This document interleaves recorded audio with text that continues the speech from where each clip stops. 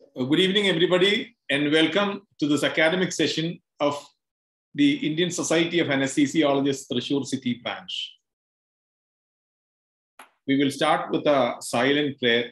Please observe a moment of silence.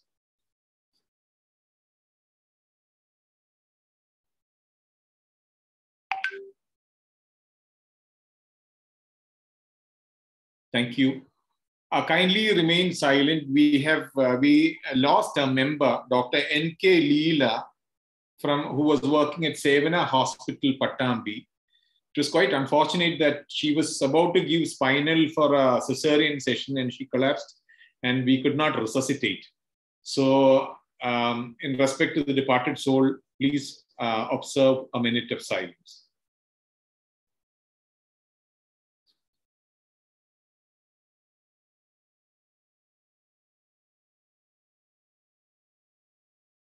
Thank you. It is a great day for ISA Thrissur. We have come with a topic of great relevance, not only for anesthesiologists, but for our gynec and obstetricians colleagues also. We are so happy to have the doyens in this field today with us, who are joining us in this academic session. I would like to welcome Professor Dr. Sunil Pandya, who is a chief consultant in the Department of Anesthesiology at AIG Hospitals, Hyderabad. He is also a visiting consultant at Fernandez Hospitals. He is a chief advisor and visiting consultant in the obstetric care unit of Century Super Specialty Hospital, Hyderabad. He is also a visiting consultant at the Asian Institute of Nephrology and Urology and Critical Care. And he's the founder director of the Prerna Anesthesiology and Critical Care Services. Welcome, sir. Welcome to Thrissur. I know that you are very much joined with Kerala and you have visited Kerala several times. So I don't have to come. So it was very happy. And we are all very happy to welcome you, sir. Always a pleasure. Next, sir, I acknowledge with the great honor and privilege the presence of Professor Paili, sir. I was his house surgeon. Sir, I don't have to say anything more about Paili, sir, into this audience. Sir, on behalf of ISA Thrissur, sir, we are honored to have you here, sir. Your presence, yeah, we are honored to have you, sir.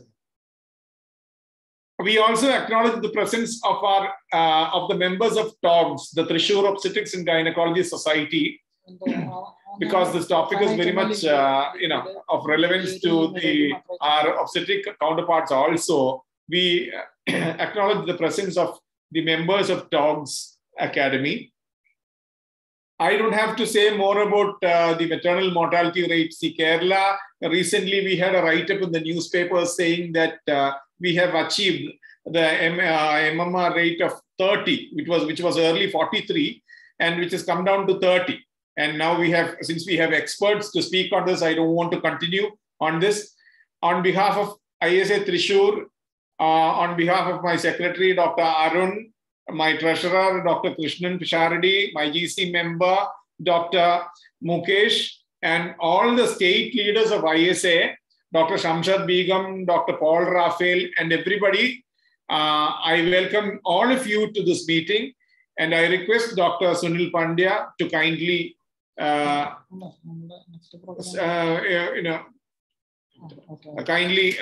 start the topic, sir. Over to you, sir.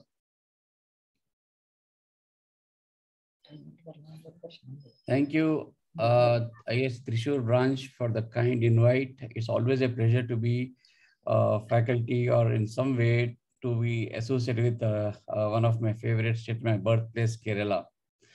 Before I start, my deep gratitude to Paili sir, who has been to an extent my mentor, because I have learned several things standing on the other side. Like he has done a workshop on adherent plasma. I'll be quoting some of those things from my experience and my association with Dr. Paili sir also.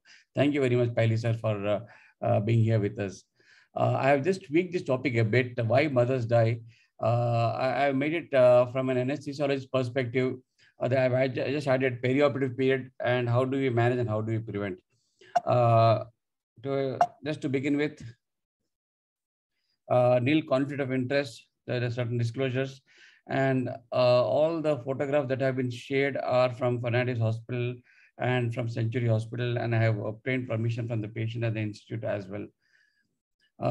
Yes, just now our president of IS Trishur was quoting about the MMR in India. And fortunately, we are in the process of sustaining goals. Yes, there's a lot of disparity between north and south. The average maternal mortality rate in India is about 103. And Kerala has achieved a stupendous feat of reaching a MMR of 30 per 1 lakh live deliveries. And so also Telangana has dropped from 70s to 56, which is itself is an achievement. But yes, we can always improve. We can improve further if we can take care of these three preventable things. If you look at the commonest cause of maternal mortality in our country, there are still hemorrhage, preeclampsia, and sepsis. And if we can control almost 80 to 90%, which we have been doing at Fernandez Hospital, I'm sure we can bring down our maternal mortality rate to less than 20 per 1 lakh deliveries. And importantly, we should remember that mortality occurs in otherwise healthy, fit women. If you look at the summary of the World Health Organization, this was summarized in 2021. Basically, every 33 minutes, a woman dies with some obstetric or non-obstetric cause. A pregnant woman dies globally. So by the end of this talk, almost 1,300 women are likely to die. Pregnant women are likely to die. That is the magnitude of maternal mortality worldwide. Unfortunately, 94% of this maternal death occur in lower and lower middle income countries. And importantly, we have seen, and from our own experience, from Kerala's experience, we have found out that skilled care before, during, and after childbirth can save lives of these women, which is a fact. This is an Embrace audit from the UK, November 2021. And if you look at the cause of maternal mortality, direct causes and the indirect causes, of course, here the cardiac disease and neurological cause, but if you see sepsis, thrombosis, and hemorrhage are also the leading cause of maternal mortality. Fortunately, anesthesia as a cause of maternal mortality in the United Kingdom is very, very low, 0.04%. And this is what we need to achieve, at least, even in our country, we need to aim for that. We need to aim for that. And this is the report from Why Mothers Die, Kerala branch 2010 to 2020, which was released just about a month ago. And Pailis was kind enough to mail the copy of soft copy of this Why Mothers Die audit.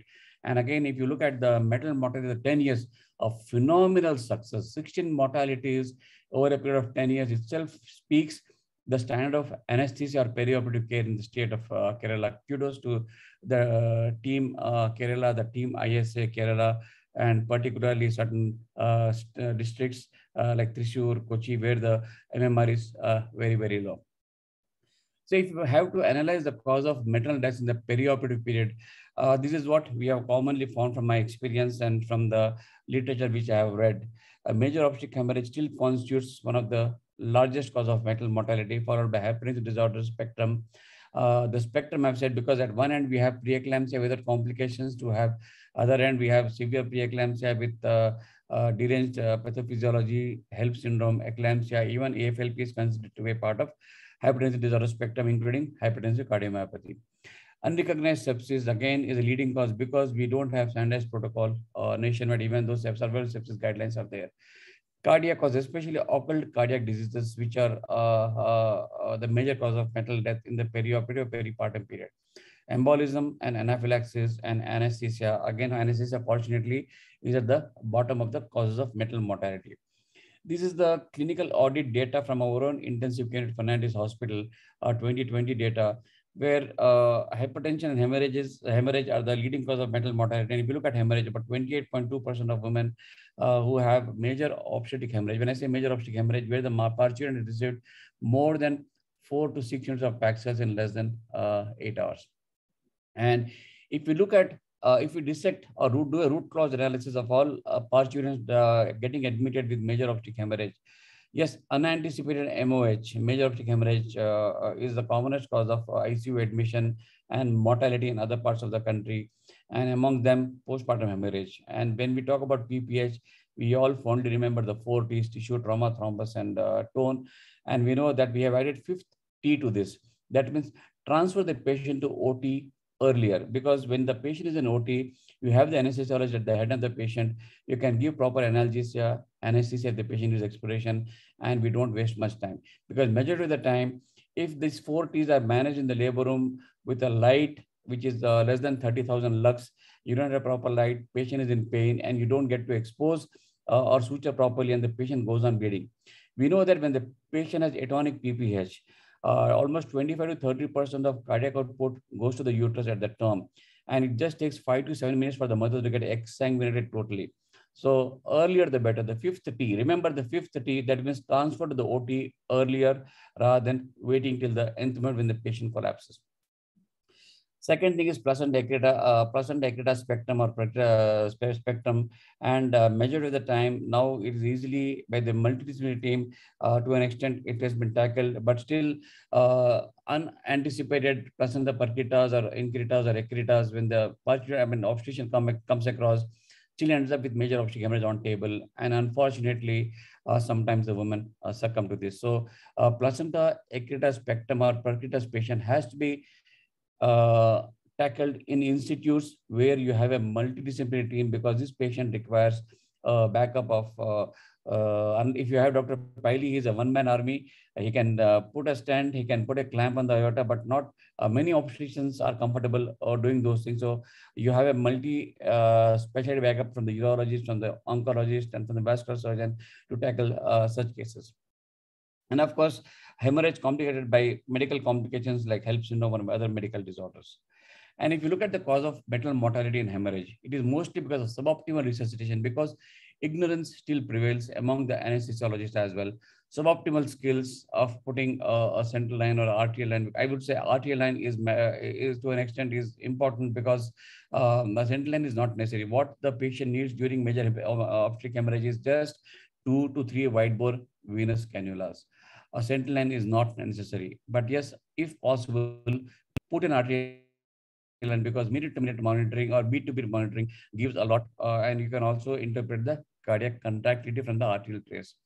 Many a times, if you look at 65 to 70% of obstetric deliveries happen in nursing home setups or out of in a small area setup, and which often they have inadequate infrastructure. And when the parturient lies or has a major obstetric hemorrhage, the availability or procurement of blood doesn't happen on time. And importantly, delayed call for help or expert help is also an issue. And importantly, lack of massive transfusion protocol is not in place in many institutes, even in developed institutes or advanced institutes. So if you have, or if you can tackle all these things, you can avert a disaster from a parturient dying with major obstetric hemorrhage. Because when a parturient bleeds, this is what happens. You don't have one mop of 5 bundle, but you have multiple of bundles and multiple of infusions. And that is where you need to have wide bore venous access. You need to have an expert like Dr. Piley earlier rather than late. And when you have to resuscitate a patient, crystal resuscitation, ringal lactate is the fluid of choice. Normal saline, you can give up to 2 liters. Beyond 2 liters, in the event of hypotension or oliguria, we know that the chloride can cause hyperchloremic metabolic acidosis. So ringal lactate is the fluid of choice. Yes, if you have an access to balanced salt solution, which are now available, those are the fluids of crystals of choice, because we know that they are isoosmolar and the constituents of this balanced salt solution is very close to what we have in plasma. Yes, my massive transfusion protocol has to be in place. So when I say MTP1, that means the blood bank gives me 4 packs of 4 FFPs. When I say MTP2, 8 cryos are added. MTP3, 6 RDPs and 1 SDP is added, and so on and so forth. So it becomes easy if you have a massive transfusion protocol in your place. You just have to send a cross-matching sample.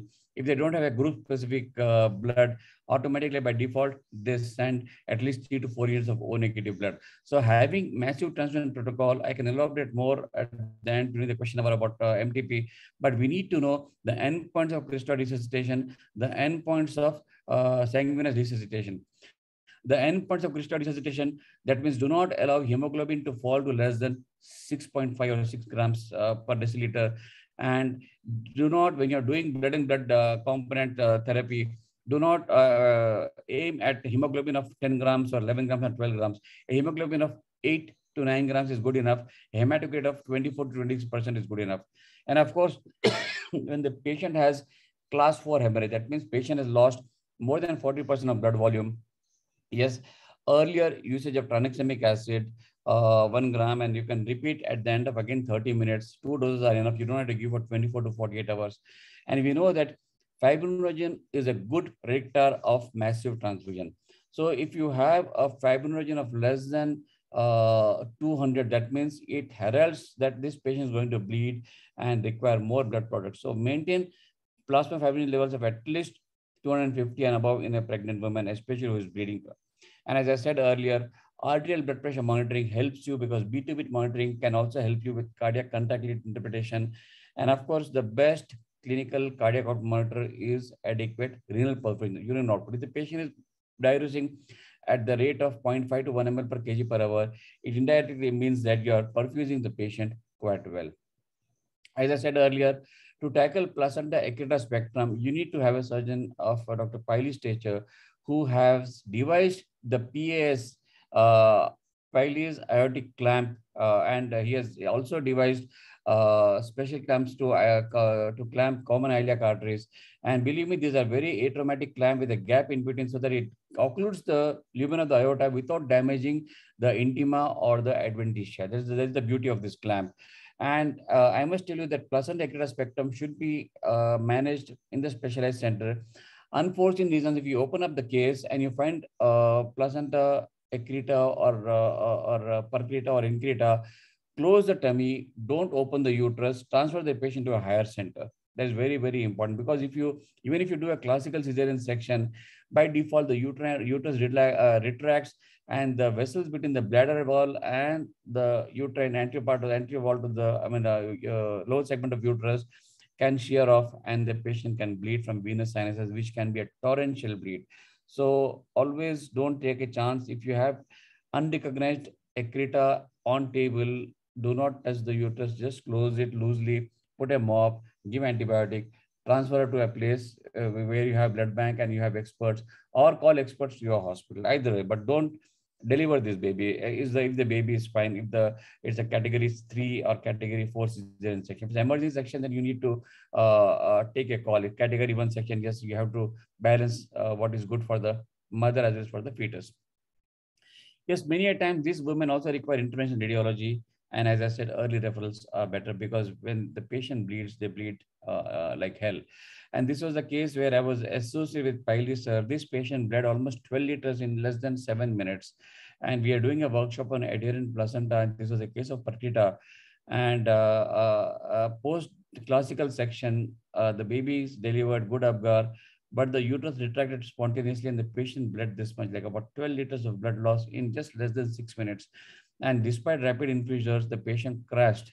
And we could salvage this patient just because sir clamped the aorta and we could get the BP recording back, we could get the trace back, and we had some time to build up the blood pressure and volume. So putting a clamp on the aorta and having a protocol is very, very important. As I said, do not allow hemoglobin to fall to critical level. The critical level of hemoglobin is the hemoglobin at which the anaerobic metabolism sets in. In pregnant patient, it is about 4.8 to 5 grams per deciliter. If the hemoglobin drops less than this, then anaerobic metabolism starts, the lactate levels build up. So do not allow hemoglobin to fall to less than 4.8 grams. So transfusion trigger should be at least at 6 to 6.5 grams. So don't wait further. So that means the crystalloid resuscitation, do not go on giving crystalloids until the patient becomes totally, the hematocrit falls. See that you get blood and blood components early. It is very important to liaise with the blood bank services. We know that in India, especially in the peripheries, we don't have blood bank. But I must give you an example of a place called Shivamogga, where my friend Dr. Ravindra is there. He's an anesthesiologist. His wife is a gynecologist. What they have done is 4 or 5 nursing homes put together. They contacted Rotary Club and they put a blood bank. And by default, every month they keep donating something and they keep sending the donor to see that the blood is available as per the MTP protocol. And if this is exclusive for the entire Shivamogga district, fantastic job. So you don't have to, you just have to go a little extra out of the way and create this facility that is safe for the patient. This should not happen. Like this was one of our patients where the hemoglobin fell to 2.6 grams. In fact, this was the case of mitral stenosis patient. worst combination. But yes, this patient survived. So MOH protocol is prevent lethal quad. We have been hearing about lethal triad, that is metabolic acidosis, coagulopathy, and hypothermia. The lethal quad, which has been defined, is nothing but hypocalcemia, because many a times when you're giving massive transfusion, the citrate toxicity happens and the calcium levels can fall phenomenally at the lower level, which can trigger arrhythmias. And some if the patient are regional anesthesia can cause the seizures and the spasms also. So the lethal quad has to be prevented. Metabolic acidosis, that is, do not allow hemoglobin to fall. Hypothermia, it is very, very important because the ambient temperature in the operation theater is around 20 degrees Celsius. And if you are just giving crystalloid, which is stored at 20 degrees Celsius, is going to cool the patient in just about half an hour. The temperature drops to 94 or 95, which itself can worsen acidemia, which itself can trigger coagulopathy. So every 4 to 6 units of transfusion, at least give 1 or 2 grams of calcium, and you can repeatedly measure with your blood gas where you get a ionized calcium level. Availability of point of care testing like thermoelastography is a boon, but again, this is not available in most of the centers. And again, I quote one paper from which was published from Raipur, where they have taken a 5 ml of blood in a glass syringe, and they have kept the syringe untouched for about 5 minutes and then subsequently slowly tilt. So suppose if the blood has clotted, that means coagulation profile is still decent. It was a small study, but I must say that if you have nothing, that is still valid. But yes, nothing like blood gas analysis, because if you have ABG, if it gives you hematocrit, it gives you hemoglobin, it gives you calcium, electrolytes, and other things also. Because whenever you're giving massive transfusion, the stored blood, sometimes hyperkalemia can be an issue. And at least I witnessed 2 cardiac arrests because of hyperkalemic cardiac arrest. Of course, both could be revived and sent home, but we had to shock the patient because of ventricular arrhythmias and because of hyperkalemia. So blood gases analysis is of paramount importance. Importantly, post-hemorrhage, post-resuscitation care is very, very important, because if you are giving overzealous crystalloid resuscitation, omental edema can happen and can cause abdominal compartment syndrome, paralytic ILS. So post-resuscitation care in ICU is very important. If you've tackled successfully a major obstetric hemorrhage on table, and if you don't have intensive care facility, please transfer this patient, because this patient is going to give problems in the post-operative period, because transfusion-related acute lung injury, TRALI, TACO, like transfusion associated like circulatory overload, ARDS, all these things can happen, and this requires a good intensive care backup also. And importantly, regular drills are very, very important, because massive obstetric hemorrhage, yes, nowadays the placenta excreta spectrum, we are doing almost on an average 2 cases every week at Fernandez Hospital. But unless you have a regular drill where you do basic skills of basic resuscitation by giving paralyzed by wide bore peripheral venous cannulas like 14 gauge or 16 gauge arterial line, and central line, as I said, is not necessary. But yes, you need to have enough vacuousness of sending coagulation profile if you don't have tag, so that you get the report information. So regular drills is of paramount importance in order to get used to the system and the protocol frequently. So that was in brief about major obstetric hemorrhage. The next, before I conclude on major obstetric hemorrhage, you have to remember that blood is a fluid organ, and we have to use it judiciously and appropriately. Transfusion triggers, raise appropriately. Beware that too much of blood, too little blood, or too late are the eternal perils, and we need to avoid this. Hemovigilance policy is a need of the hour. What is meant by hemovigilance policy? Hemovigilance policy is nothing but tracking for adverse events right from the point of donation till the point of transfusion. And we need to have this policy available in all the blood banks. Yes, we have to minimize transfusion-related complications like acute complications like TRALIs and TACOs, but delayed complications like transfusion-transmitted sepsis or viremias, which can happen. So we, as a protocol in our hospital, any patient who receives major massive transfusion, we screen them. We have baseline viral markers, but we screen them at the end of 3 months and at the end of 6 months, so that if at all there are any transfusion-transmitted viral diseases like anti-HCV is a positive or HBsAg positive, they are treatable currently, and we can avoid long-term complications. Importantly, if the patient has prolonged hypotension, refractory hypotension, Also, we need to look for Sheehan syndrome, which the patient can manifest in the post-operative period. So, I mean, not immediately, but about 2 to 3 months later. So you need to follow up this patient. Now, coming to the second important cause why mothers die in the perioperative period belongs to hypertensive disorders of rectum. We know that hypertension is one of the leading causes of medical disorder complicating pregnancy. On an average, about 7 to 9% of women they develop hypertension during pregnancy. Majority of the time, it is preeclampsia without severity. But yes, about 8 to 10% of women they develop severe features of preeclampsia. What do you mean by severe features of preeclampsia? Any preeclamptic woman who has thrombocytopenia or who has deranged LFTs or who have pulmonary edema or who have retinal issues like detachment or any complications like hypertensive crisis, hypertensive cardiomyopathy, or any of those things, HELP syndromes, and so on and so forth. There are endless complications or endless complications you see. So if you look at our own data from Fernandez Hospital, again, this is an audit clinical 2020, commonest cause of ICU admission worldwide, even at Fernandez, is about hypertensive disorders in pregnancy. Almost 60% of women, they get admitted with hypertensive disorders. And when I say, as I said earlier, severe preeclampsia with complications, eclampsia, HELP syndrome with multi-organ dysfunction syndromes, encephalopathy, PRESS syndromes, intracranial bleeds. If you look at the commonest cause of maternal mortality in hypertensive disorders of patient is systolic blood pressure. If you don't control systolic blood pressure, the incidence of neurological events is quite high, and often they die with intracranial bleed, intracerebral hemorrhage. So the commonest cause of mortality can be prevented by giving antihypertensives or preventing hypertensive crisis. When I say hypertensive crisis, it can be classified as hypertensive emergency and hypertensive urgency. Emergencies, there is end organ damage, and urgencies is potential to end organ damage. And we need to see that we give intravenous antihypertensives like labetalol is the drug of choice in the increments of 20, 40, 80, 120, up to 220 milligrams, or give it as an infusion. But see that you don't allow blood pressure to fall below 140/90 because they are used to they're used to a high BP map of around 75 and 80. And if you reduce or if you bring down the BP to 110/20 or 110/70 or 120/80, then it can cause fetal jeopardy. It can cause uterine perfusion can get deranged and you can have fetal distress. So do not cause overshoot hypotension. I'll just go with the case that we had in our hospital.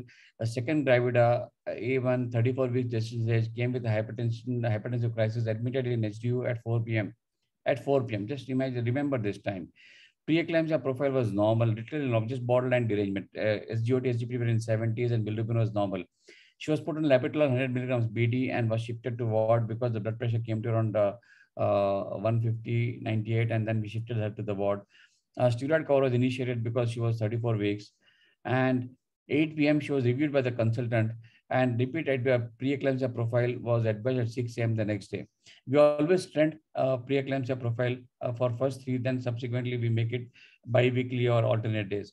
So to trend it, it was advised at 6 a.m. next day. 11 p.m. patient complained of severe epigastric pain to the extent it was very severe, like dissection, aortic dissection or something of that sort. And patient was tossing in the bed. This happened on a pre-Diwali day. Most of these complications happen during festival times or on Sundays. Patient was shifted to ICU. She received IV fentanyl, but not, she was not in labor. Labor pain was ruled out. CTG was initiated, and preeclampsia profile was sent at 11 p.m. And if you just 4 p.m. to 11 p.m., you see the deranged. The hemoglobin, the platelets fell to 82,000 from 2.2 lakhs, which was at 4 p.m. ASTs and ALTs, SGOT and SGPT were in thousands. Initially at 4 p.m. it was in 70s. LDH was in 2000, acute kidney injury, hyperkalemia, and importantly, lipase was thousands. We have realized that whenever preeclampsia or HELP syndrome causes acute pancreatitis, the magnitude of organ damage is very, very high. That means this patient is going to require prolonged organ support. So if lipase amylase are normal and you have deranged coagulation, generally they recover within 40 to 72 hours. But if pancreas are involved, that means this patient is going to end up with acute tubular necrosis, prolonged dialysis, prolonged ventilation, severe ARDS. And this is what we expected. And this patient had IUD also, intrauterine fetal device also. Just within 6 hours, all these things happen. And generally, this fulminant form is known as preeclamptic angina. There are several papers on this, and this is what when the patient was catheterized, if you see hematuria started appearing and subsequently became frankly hematuric, and this is what we need to remember, that normal, relatively stable hypertensive patient can have a fulminant course over a period of time. So trending preeclampsia profile 6 to 8 hours is of paramount importance. She developed generalized petechiae and rash, fulminant coagulopathy also. Of course, we did cesarean section, at least salvage the mother. She needed multi-organ supportive therapy, acute, dialysis therapy, tracheostomy because ARDS. She was almost on ventilation for almost about 17 days. And 22nd day, she was extubated. Tracheostomy is weaned from ventilator. Ultimately, she recovered completely. APLA negative, APLA, all the screens were negative. It's just fulminant HELP syndrome. And then we did the histopathology of placenta. It came as maternal furrow infarction.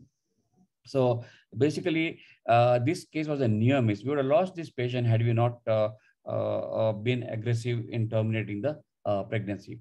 Other thing that I want to emphasize is all this hypertensive disorders of pregnancy. One of the things which as an anesthesiologist we are comfortable is blood gas analysis.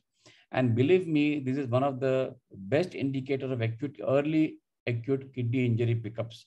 Like if the patient is having renal insufficiency or oliguria, just do a blood gas. If the blood gas is fine and things by and large are stable. And we have found out that when the patient has severe metabolic acidosis, like this was a patient who came with BP of 150/100, as a protocol, we did blood gas and look at the pH. pH was 7.0. PCO2 was normal, like 28 to 32 is normal in pregnancy. In non-pregnancy is about 34 to 45 millimeters, 38 to 45 millimeters of mercury. PCO2 of 35 and above is considered to be respiratory failure in pregnancy. So PCO2 is normal, but severe metabolic acidosis. PO2 with Hudson's mask, definitely PF ratio is 280. That is, she's having almost type 1 respiratory failure. Bicarbs are very low. You see, bicarb is 8.8. Normally, the bicarb in pregnant women is 18 to 22 millimoles per liter. So severe metabolic acidosis. And if you look at the lactate is normal. So there is no sepsis element. It is purely reduced perfusion of the metal tissue. And this is what you look at the 2205 and 4th December 2012. We stabilized her because she was oliguric also, and did a cesarean section and a spinal because platelets were around 90,000 and creatinine was just borderline, like just going into acute kidney injury. And we post fluid resuscitation next day morning, creatinine dropped to 1. But imagine, you see 2205 4th December and at 6:21 5th December, that is just within 12 hours, less than 12 hours. pH is 7.38, PCO2 is normal, PO2 is stabilized, and base deficit is -7, -21, -21, -7. And this is what happens. And potassium also is hypokalemia. But importantly, we need to remember that if we miss the person thinking, if we don't do blood gas, we would have waited her, we treated the blood pressure, waited till morning, should have developed acute kidney injury, ATN, and would have ended up with a renal replacement therapy. So the message that I want to convey is, any patient who has severe preeclampsia, please have a low threshold to do a blood gas analysis. In fact, it can make you a decision to terminate the pregnancy early rather than late. So ABG is a boon in patients with severe preeclampsia. If they have a normal preeclampsia profile, normal ABG, you can still monitor. You can wait for steroids for the fetal lung to mature, and you can wait for 24 to 48 hours. But if you have a blood gas picture like this, terminate the pregnancy. Do not wait. This was another case which I would like to discuss. Very interesting patient. This patient was had come from Middle East. We get a lot of patients from Middle East for safe confinement. High BMI lady, advanced maternal age, hypertension in pregnancy, 33 weeks. She admission CTG was normal. Fetal and maternal assessment was normal. So mother was reassured. The family was reassured and was put on labetalol and steroid. One of the things that attendants were insisting is, do of a cesarean section. Why do you want to wait? But as a protocol at Fernandez Hospital, hospital, we have a low threshold for operated deliveries. So CTGs are good. Biophysical profile was normal. Blood pressure stabilized. Repeat pre-profile and ABG also were within normal limits. So it was decided to wait for the steroid cover and subsequently wait at least till 34, 35 weeks if possible, because everything, all the other profiles were normal. There were no uterine compromise on the Doppler compromise on the of the fetus as well. So the plan was, because the attendant is insisting, we reassured the patient, planned induction of labor after steroid cover, or SOS if there is any fetal distress. And we planned induction of labor on the Saturday, Sunday evening so that Monday she should deliver. Unfortunately, as I said, most of the events happen on holidays or Sundays or festival times. On a Sunday morning at 7 a.m., she went into again hypertensive crisis. Patient was kept NBM. We did a pre-anesthetic check, acid aspiration prophylaxis was given. And as per the plan, spinal was decided if the platelets are more than 75,000. She was, otherwise airway was fairly okay. Malampati grade 3 normal extension. Extension was of normal neck extension. Preeclampsia profile was sent. ABG was mild metabolic acidosis, which was not there earlier. Category 2 cesarean section was planned. 8:30 a.m. patient was shifted to OT. DP was 160 to 110. Platelets are 1.2 lakhs. AST/ALTs were borderline high. Anesthesia machine was checked. Monitor was connected. SpO2 was 96%. Patient was made to sit and back was being painted. When the back was being painted, patient complained of severe tightness in her chest. She arched her back and became severely breathless. There's incipient pulmonary edema becoming florid pulmonary edema. She was not able to lie down. She became very restless to the extent that blood pressure was not recordable. When she was contracting her hand, almost decelebrated.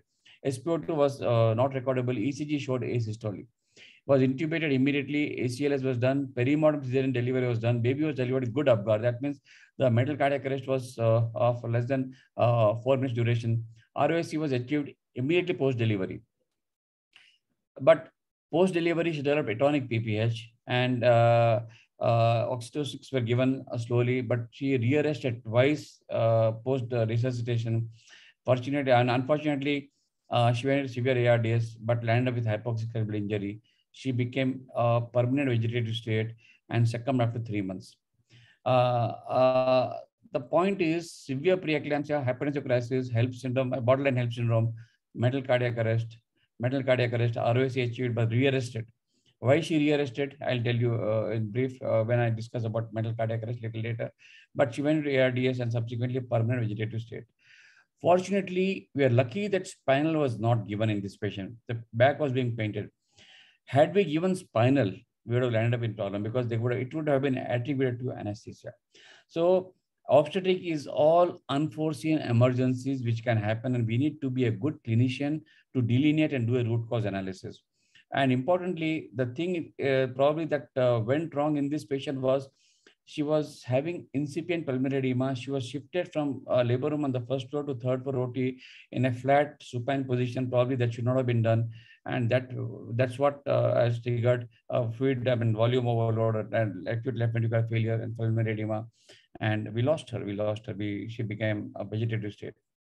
So basically, hypertensive disorder pregnancy, yes, you have severe preeclampsia with complications, hypertensive crisis with complications, eclampsia, which has its own like PRESS syndromes and HELP syndromes, and severe metabolic acidosis with acute kidney injury, interstitial bleeds, pulmonary edema, cortical blindness, retinal detachment, so on and so forth. This is the 2014 data, but you need to remember that this is the spectrum which you have to tackle. And believe me, if best of setups, best of hands, sometimes you have these unforeseen complications. And I have no regrets to discuss this case despite being a mortality, because we are educating ourselves and we are upgrading ourselves. So next common cause of maternal mortality in the perioperative period is unrecognized sepsis. We know that in pregnancy, the pelvic sepsis is the commonest cause. When we talk about pelvic sepsis, it is invariably chorioamnionitis because of premature rupture of membrane or preterm premature rupture of membrane. And rarely we don't see this group B streptococcal infection in our country, but West GBS is very, very common. And sepsis can be because of other causes like COVID pneumonias. We have had many cases of COVID pneumonias the last couple of years, otherwise bacterial pneumonias. Surgical causes like acute cholecystitis, ruptured appendix, or any of those bowel infarctions or volvulus of bowels can come. and other non-pregnant causes which we see like acute pyelonephritis and so on and so on, urinary calculus, ureteric calculus with hydronephrosis or urinary acute pyelonephritis, urological causes. So if you do a root cause analysis, why mothers die because of sepsis? Again, it is lack of insight. Eyes cannot see what mind does not know. Importantly, lack of standard protocols. If you look at the why mothers embrace audit, not 2021, but 2015 or even earlier than, sepsis was the leading cause of maternal mortality even in United Kingdom. And that is because they could tackle pulmonary embolism and thrombosis and thromboembolism because of the rigid protocol of anticoagulation or thromboprophylaxis in the perioperative period. But sepsis, there were loose protocols. The first guideline of sepsis, robust guideline, came in 2010. And subsequently, virtually every year, there have been some upgradation, some addition, and 2021 is the latest guidelines in survival sepsis guidelines.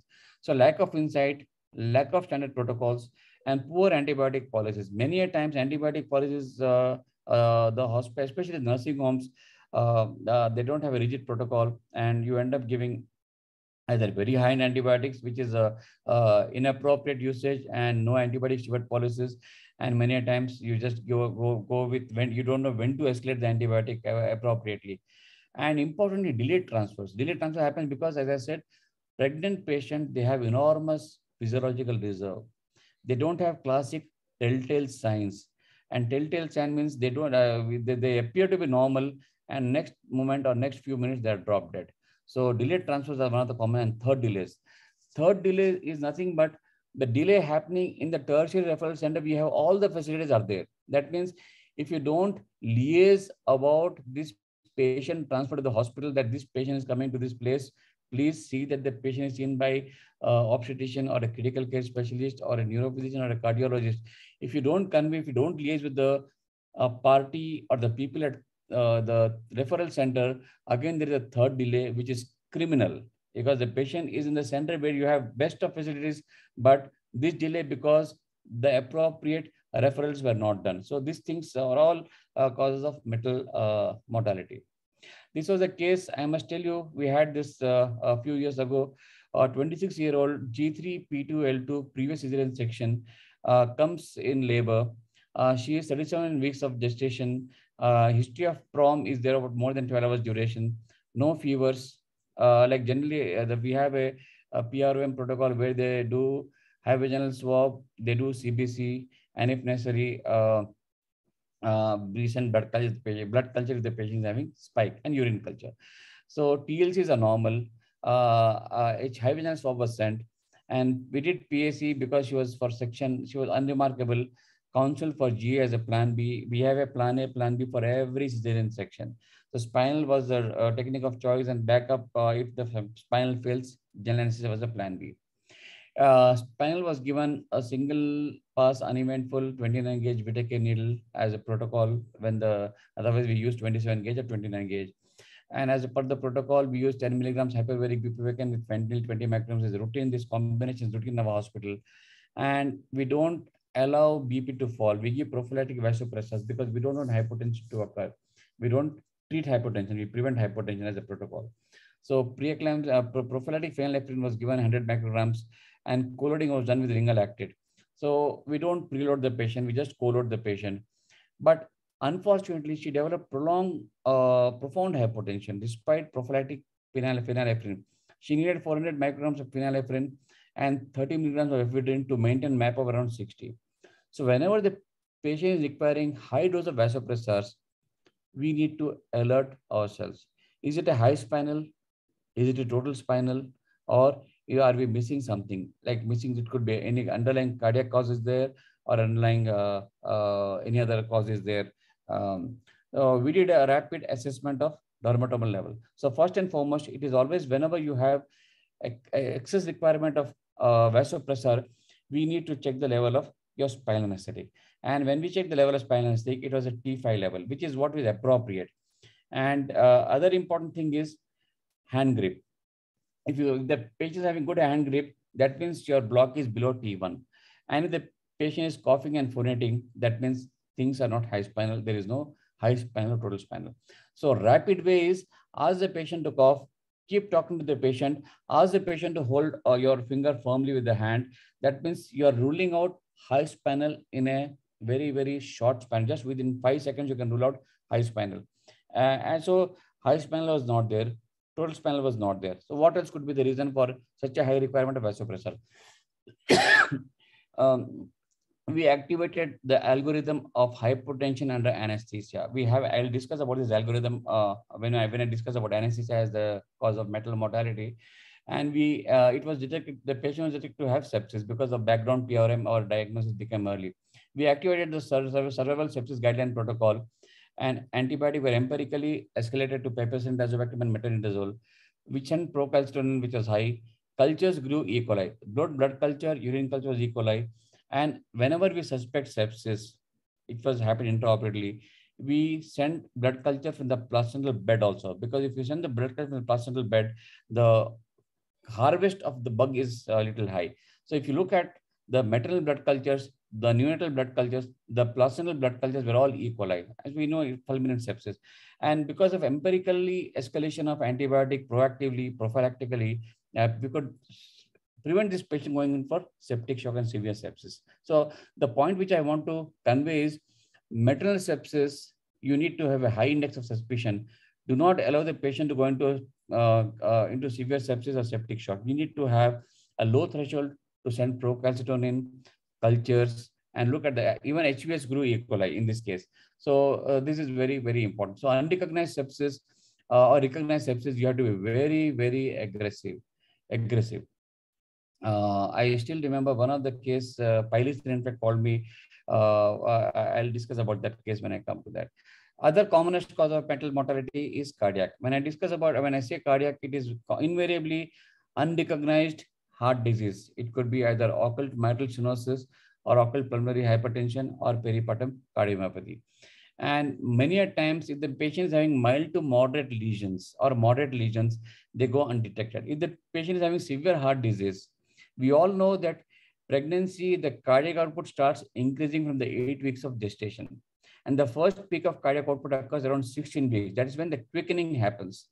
And the second peak of cardiac output occurs around 32 weeks to 28 to 32 weeks.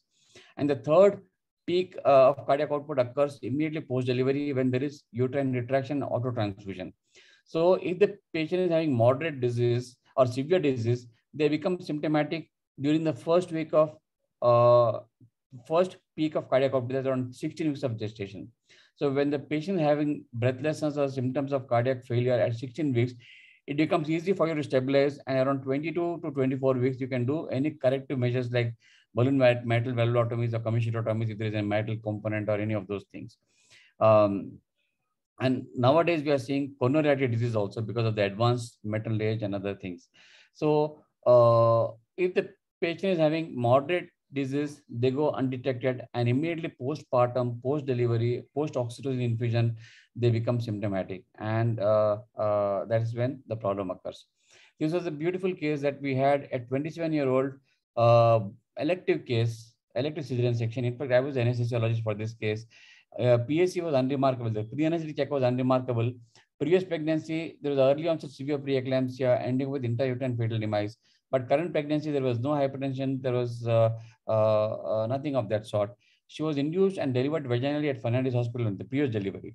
So this case came to us, elective section, no other issues, no breathlessness. Everything was normal. We planned cesarean section under combined spinal epidural. And it was uneventful single pass epidural spinal anesthesia. And what happens? Within 2 minutes after giving CACA, you see ventricular bigeminy, but patient is otherwise stable. And within 4 minutes, this is what you see. Patient had a run of VTAC. We just gave Zylocard and stabilized. I told Dr. Nuzat was there at the surgeon.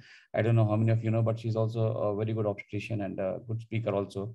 I got the defib. I gave amiodarone and we could control. I told her to deliver fast but fortunately we could revert back to sinus rhythm. Then Nuzat commented, sir, kya to bhi karta aapka spinal. That means your spinal does so many things. Well, it's not spinal, but probably we are missing out something. Nice, sir, this patient is absolutely fine. I only, sure, it was booked under her, so there was no cardiac issues. But Yes, we manage this case as a cardiac case because we don't see VTAC in a normal patient. I requested the surgeon to start immediately. DP was procured, amiodarone was given, patient was stabilized in 4 minutes. We started prophylactic NORAD and dobutamine, just kept ready, and we started minimal NORAD and dobutamine because just to keep the give extra kick to the myocardium, ventricle, and reviewed PAC antenatal checkup. It was unremarkable, no issues were there. We managed the cardiac case and delivered the child. We did a paired blood gas analysis just to rule out any issues because momentary patient had run of VT, but blood Abgas were good, ABG was good. And whenever you're managing a cardiac case, you have to remember the Panchatantra. 5 essential things that you have to remember is a stable heart rate, stable rhythm, maintain contractility, maintain preload, maintain afterload. So heart rate we maintain, rhythm we corrected immediately with Xylocard initially, then subsequently we gave uh, amiodarone bolus we could get, and we didn't have to start infusion. We procured the DFib also just in case the patient develops DFib, VT again. And contractility we maintained with dobutamine, and preload with a wedge under the right hip. And afterload we avoided profound, like whenever you're giving spinal.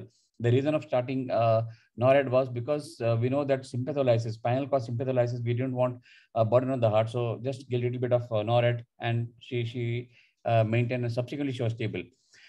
We did a 12-day DCG in the postoperative period. Sinus tachy, chest X-ray was normal, lot other causes.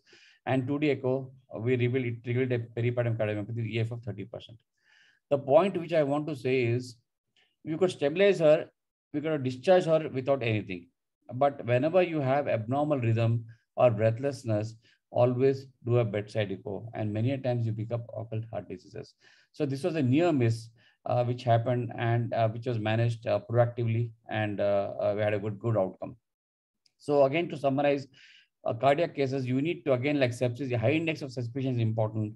And whenever a pregnant woman has shortness of breath, it could be physiological, it could be pathological, it could be pathognomonic. What is pathognomonic? PND, paroxysmal nocturnal dyspnea, means cardiac disease. It cannot be physiological change in pregnancy.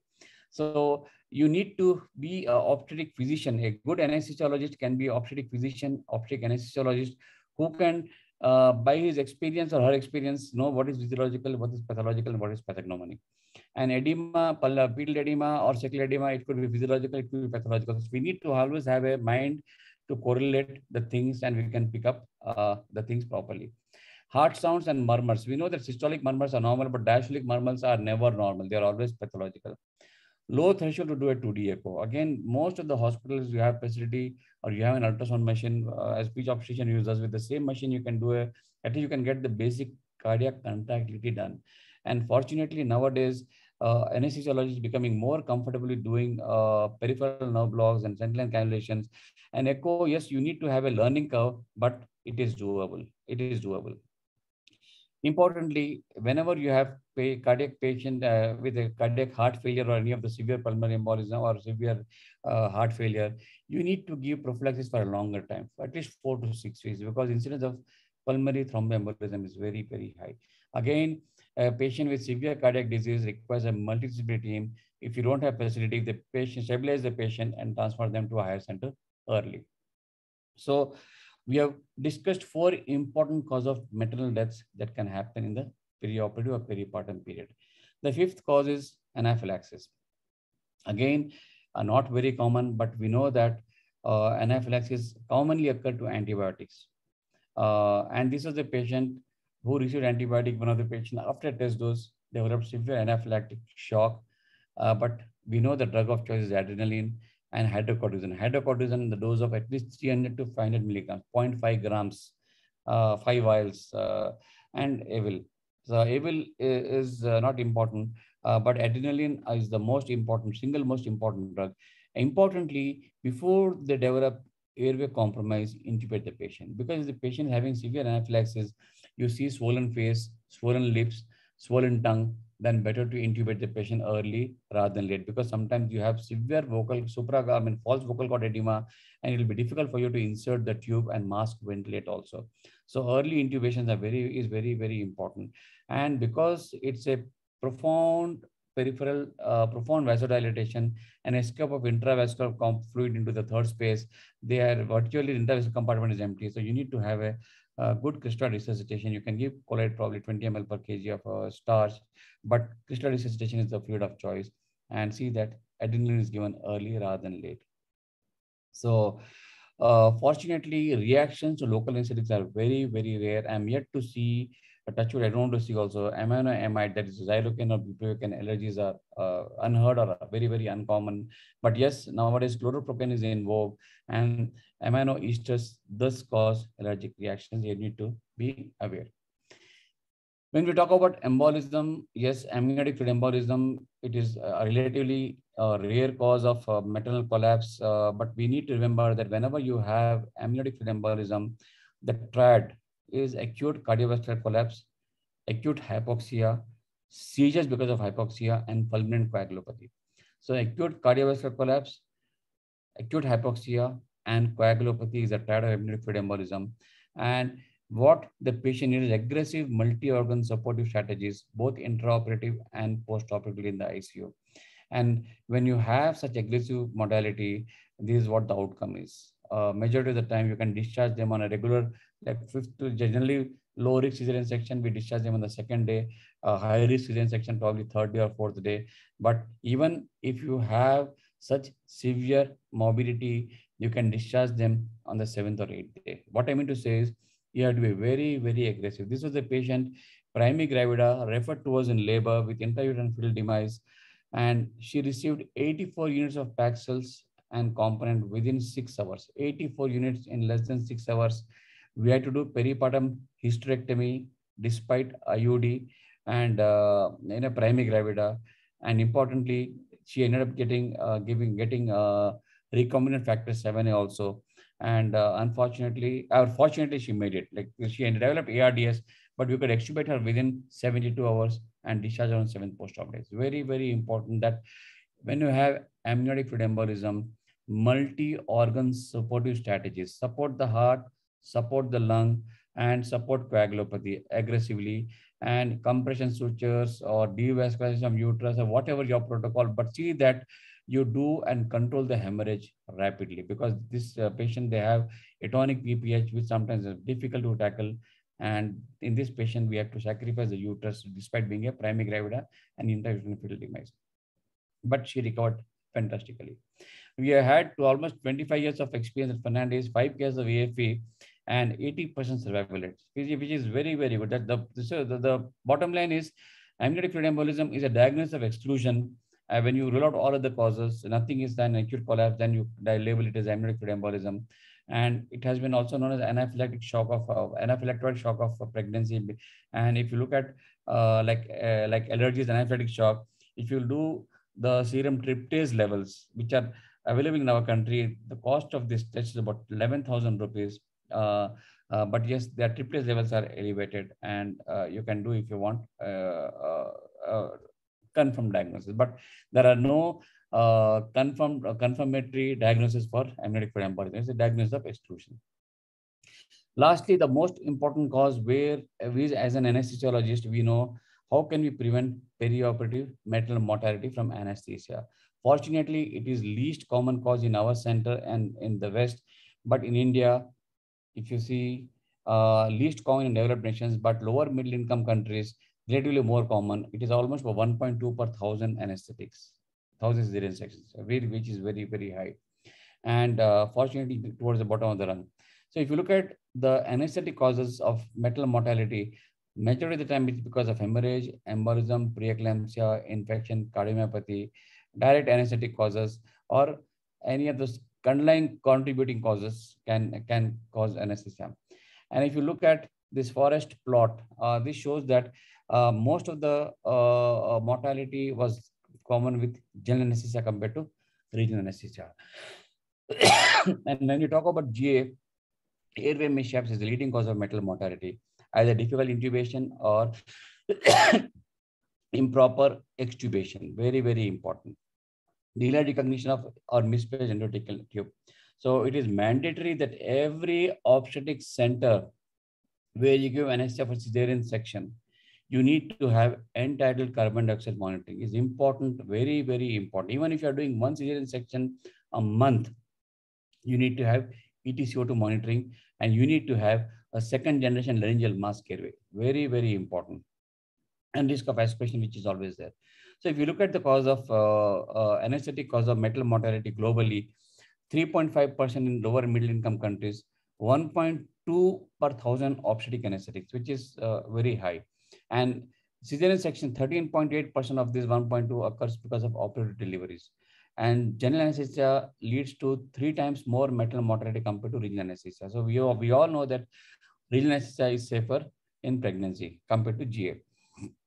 Unfortunately, again, 10%, 10-fold high maternal mortality in rural versus urban settings, because again, improper infrastructure, lack of expertise, lack of proper knowledge.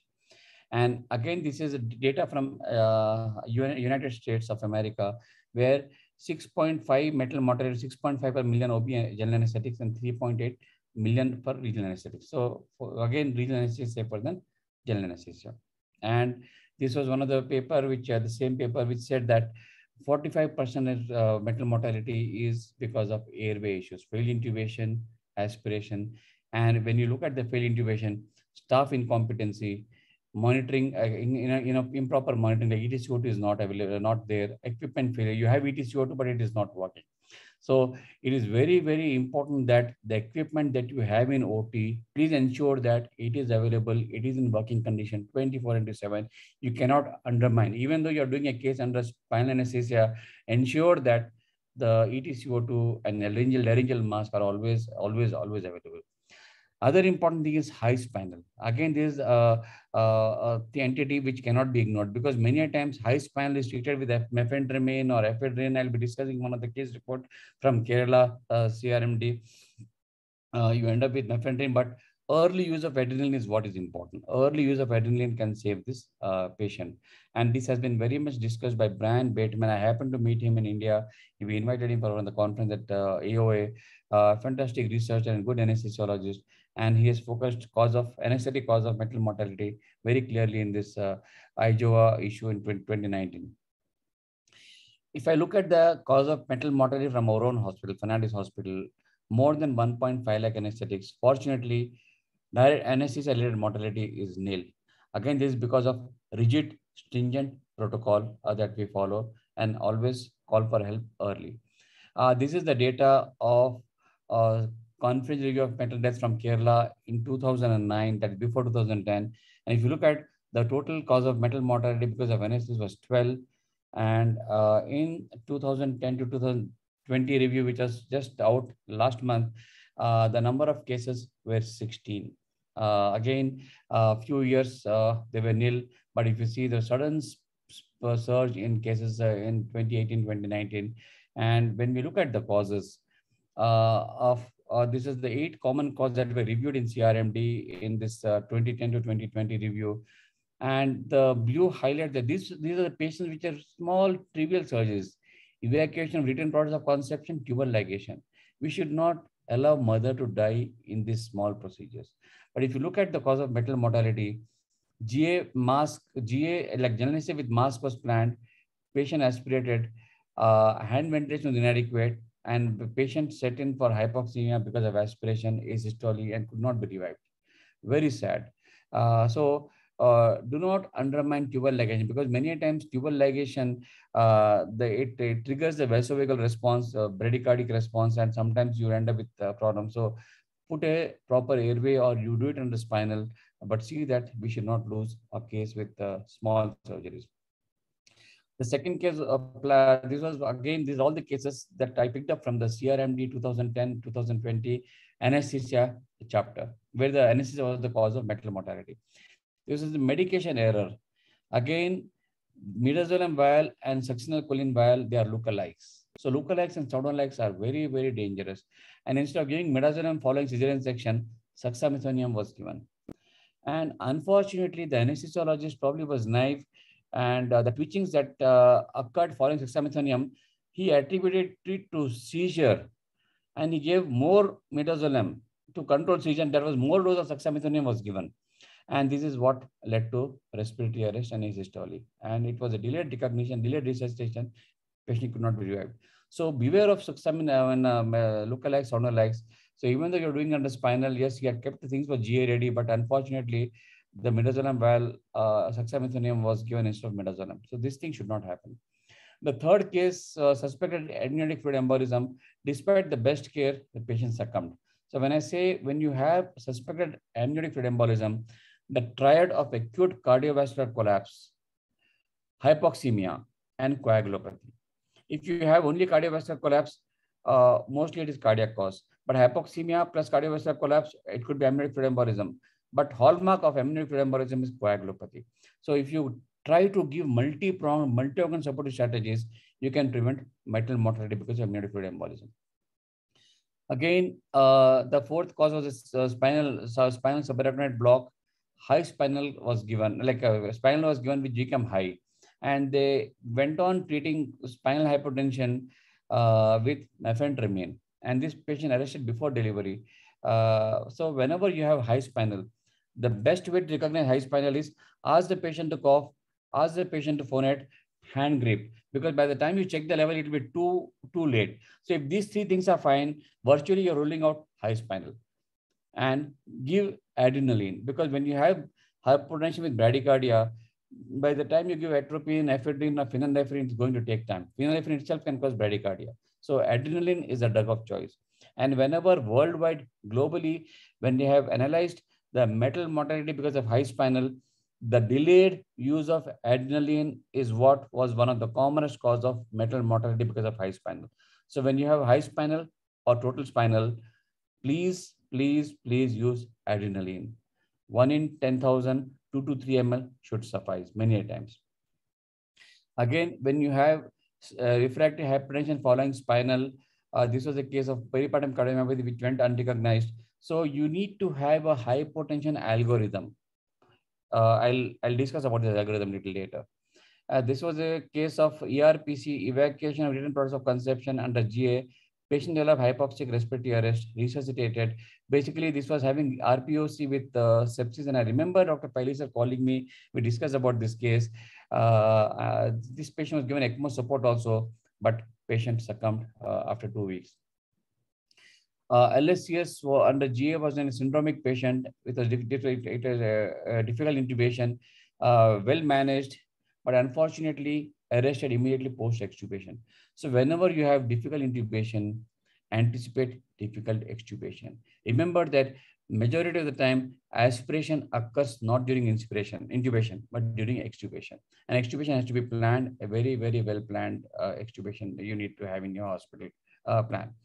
And again, this was a case of medication error, the 8th case, inadvertent intrathecal tranexamic acid. Since the time that tranexamic acid has become a norm of treatment of major obstetric hemorrhage, it has come into the theaters, and both bupivacaine and tranexamic acid are 4 ml value, 4 ml ampules, lookalike ampules. So rule of three is see that your technician who holds the ampule reads loudly. You read the ampule loudly. Before breaking, read the ampule. When you're loading the drug, read the ampule. When you're discarding, read the ampule. So at least minimum, you have to make sure that you need to have, you can minimize these errors. In the West, what they have done is the ampules are in the spinal tray. They are autoclaved in the spinal tray. We don't have that facility. And importantly, in order to avoid medication errors, even the spinal needle hub and the spinal syringe, they have been manufactured in such a way that the other syringe does not fit into the spinal needle or epidural needle.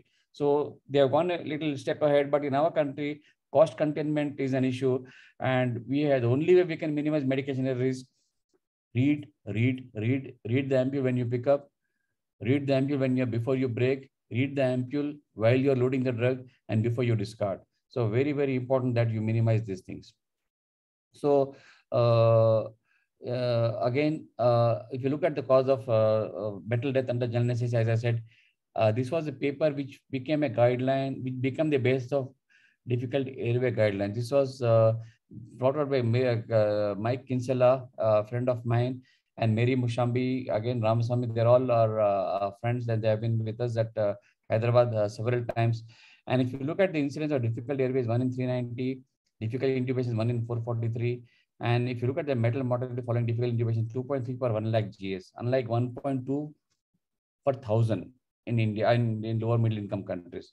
This 2.3 per thousand GS and 1 in 90. This is very important. Metal mortality is 1 in 90 difficult intubation leads to metal mortality.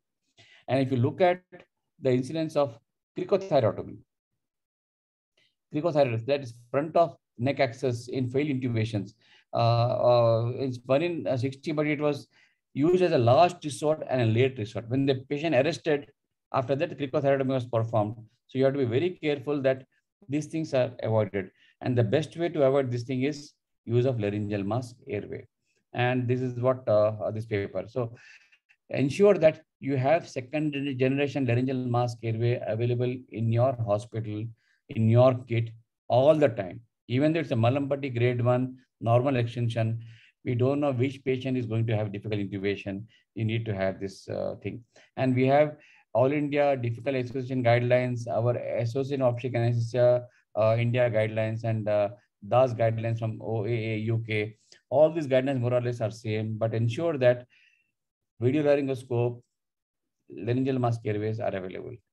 Importantly, when the patient is a high-risk patient, you have to remember that you optimize this patient properly and categorize the mother for cesarean section. Many a times, 60% of cesarean sections are emergencies. And of these 60%, only 8% are category 1 cesarean section. Remaining 52% of emergency cesarean sections are either category 2 or category 3. That means they are not immediate threat to the mother or threat to the fetus. So when you have category 2 or category 3, optimize these conditions properly. If you look at the metal mortality cause in Michigan, which was one of the state in the US, this was again 1990 data. Obesity was present. Almost 80% of PAR children who died were obese. So whenever you have obese PAR children or any of those complications, you need to be very, very careful. So stabilization of mother is of paramount importance. And when you have an obese patient with a BMI of, this was a patient with BMI of 62, we know that HFNC, if you are giving, this is the patient where regional anesthesia was contraindicated, coagulopathy was there. We build up the oxygen by giving high flow nasal cannula. Or when you have a patient who is morbidly obese, there's literally, you can see the pannus, thick anterior abdominal wall. And these are the patients the incidence of surgical site infection also is very high. You have to have a plan. And generally, when the patient is having obstructive sleep apnea, if you see the incidence of obstructive sleep apnea in preeclampsia is almost about 17 to 21%. 17 to 21%. And this patient was having a basal ETCO2, when I put it, was around 45. And after spinal, if you look, the ETCO2 went up to 61. So we had to put a non-invasive ventilation to her, because routine mask ventilation, we could not, even though we are monitoring, the oxygenation was not good. So we had to bring in the ICU ventilation, and we continued CPAP intraoperatively.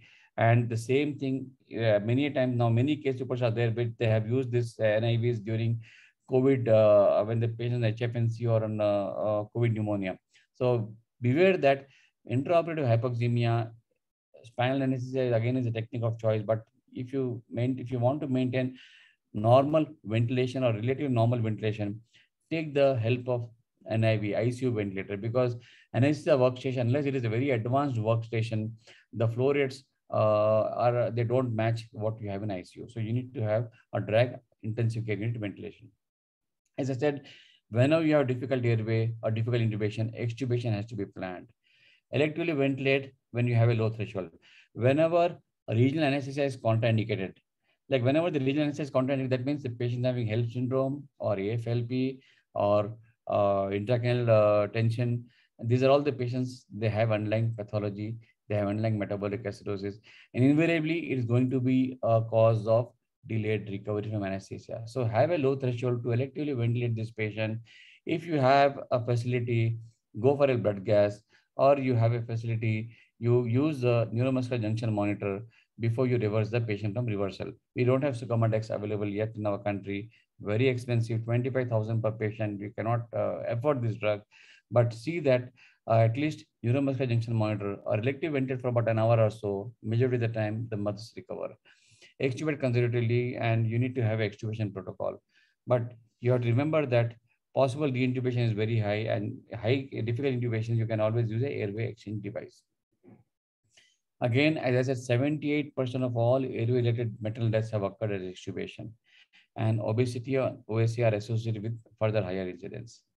So, in a nutshell, difficult airway in obstetrics, we cannot eliminate inadequacies in training, but certainly we can create a safe environment in OTs to give anesthesia safely, either GA or regional.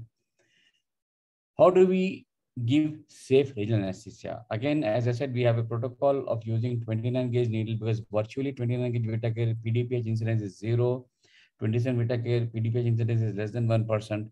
And this is what we don't have to give maternal morbidity by giving by using Twinkie needles. So always go for Whittaker needles. And patients with musculoskeletal disorders, go for ultrasound guided blocks. And remember that whenever you're giving drug, 6 hours, right drug, right patient, right time, right dose. So all those things are verified so that you can minimize medication errors.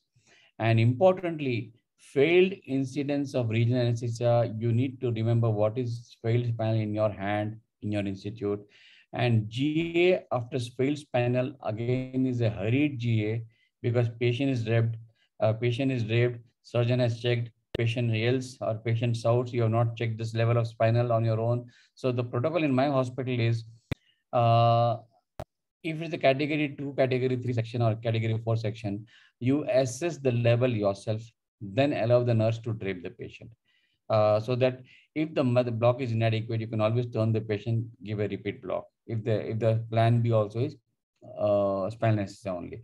So management of failed spinal and GA. Many a times GA after failed spinal is a hurried GA, and half the things may not be ready, and you end up giving something, and after propofol you realize that proper size tube is not there, laryngoscope bulb is not working, suction is not there. So you have to keep that plan B is also ready. As I say, medications like tranexamic acid has to be avoided. There are more than 35 case reports of intrathecal tranexamic acid in the literature, including in India. You have to avoid high spinals, total spinal. I have discussed enough. Use adrenaline early. An active intraoperative approach of an activate hypertension algorithm early. And importantly, many a times you can enhance the safety by remembering that, like majority of the time, 80% of 75% of population, the spinal cord ends at lower border of L1, upper border of L2.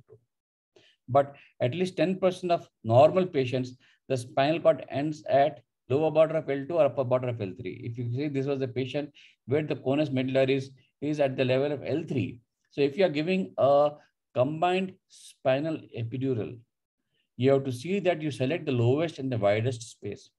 Many times, what happens is in pregnancy, there is a lot of accumulation of fat around the pelvis, and the mother in the sitting, lateral position, there is a pelvic tilt. When there is a pelvic tilt, what happens is the highest point of iliac crest does not correspond to the L4 spine, L4, L5 space. It is 1 or 2 space higher. So selection of appropriate space is very, very important in order to avoid injury to conus. And as I said, obese patients, you have to be very careful. The depth from skin to epidural space in the obese is almost more than 8 centimeters. And you have to, when you have a extra bump or a hump of adiposity, you need to have long needles in your hospital. I must tell that majority of the time, the regular conventional epidural needle suffices. But yes, some women with lot of fats, you may have to have extra long needles. And you can easily detect this by calculating DSES by using a curvilinear probe. You can calculate the distance. So if you are giving a labor epidural, see that every dose that you give is like a test dose. Fractionated doses of low dose mixtures, like low dose mixture when I say ropivacaine with fentanyl or bupivacaine with fentanyl, or ultra dose mixtures for labor epidural. And preeclampsia cases, see that the platelets are done within 4 hours prior to procedures. Very, very important, because we know that platelets tend to fall in hypertensive patients, and 10 to 15% of HELLP syndromes, they have only biochemical derangement. HELLP syndromes, majority of the time, it's a biochemical pickup. By the time the patient develops bleeding gums or hematuria, petechia, or hemolysis, things are very, very late. So preeclampsia profile, falling platelets count, elevated liver enzymes, unless you do the testing, you may not pick up occult HELP syndrome. Again, early identification or misfired epidural is very important. We know that there are at least epidural space, subdural space, intradural space, and subarachnoid space. An epidural catheter can go into any of this space. And importantly, misfired epidural in one of this space, you need to have a protocol of identifying improperly placed epidural catheter. And this will come only with experience. Whenever the patient with labor epidural anesthesia lands up a cesarean section, again, the protocol is different, because if the mother is not comfortable with epidural, you know that the epidural is not working, go remove the catheter, go for a single shot spinal. Because many times, if the epidural is not working, then this lady lands up a cesarean section. You give another 20 ml. So what is happening is you're distending the epidural space, constricting the subarachnoid space, and if there is no block later on, you remove the catheter, you give spinal, it becomes a high spinal or a total spinal, or sometimes a failed spinal also. Very, very important. So you need to have a protocol for LEA to LSCS. So we have a protocol for LEA to LSCS. We have a protocol of start cesarean sections in our hospital so that we can minimize maternal mortality. I was talking to you about the algorithm of intraoperative hypertension. This is what we have. Whenever patient has a hypertension intraoperatively after a cesarean section, after a spinal anesthesia, majority of the time it is anesthetic cause, high spinal, total spinal, subdural, or local systemic toxicity, or if you are giving GA, or propofol or inhalation agent can cause hypotension.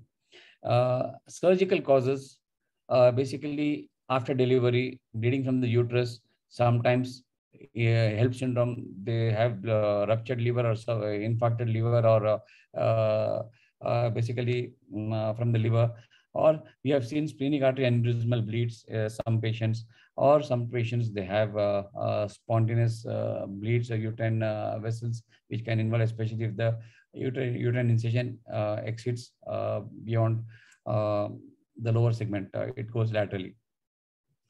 And intraoperative hypertension after delivery can be because of patient pathology. Commonest is sepsis, occult cardiac diseases, drugs like oxytocin. We know that oxytocin with cardiac disease is a lethal combination. Antihypertensive drugs, because the patient receives labetalol or nifedipine, the peak action of antihypertensives can coincide with high spinal and can cause profound hypertension. Or sometimes embolism, amniotic fluid embolism or venous thromboembolism can cause. Air embolism, fortunately, is rare, but especially if the surgeon has habit of externalizing the uterus with uterine cavity open, then it can cause air embolism. So what we do in our hospital, if the surgeon wants to externalize the uterus, tie the uterus with a gauze piece, then hold the uterus, compress the uterus anteroposteriorly, then bring out the uterus, lift away from the, before you externalize the uterus, so that you can minimize air embolism, which can occur via open venous sinuses present in the uterine wall. Very, very rare, but one of the theoretical possibility. But amniotic fluid embolism, venous thromboembolism can cause. Other important thing that can happen is medication errors. As I said, pneumothorax, if you're putting a central line, and T's like tension, pneumothorax, tamponade, or any of the toxins, which are fortunately rare, and ABCD UPS. These are the commonest cause of metal collapse that can happen during pregnancy. Anaphylaxis, bleeding, cardiac cause, drugs, embolism, uterine causes like adherent placenta or abruption or covular uterus, pulmonary embolism, and sepsis. So if you have these acronyms by heart, you can delineate and go step-by-step approach, and you can lynch the exact diagnosis. It's very, very important. So intraoperative hypertension can be because of any of these causes, unless you go in a systematic way, anesthetic causes, surgical causes, patient pathology, miscellaneous causes, you beat around the bush. And this was one of the cases that we had in our hospital a few years ago.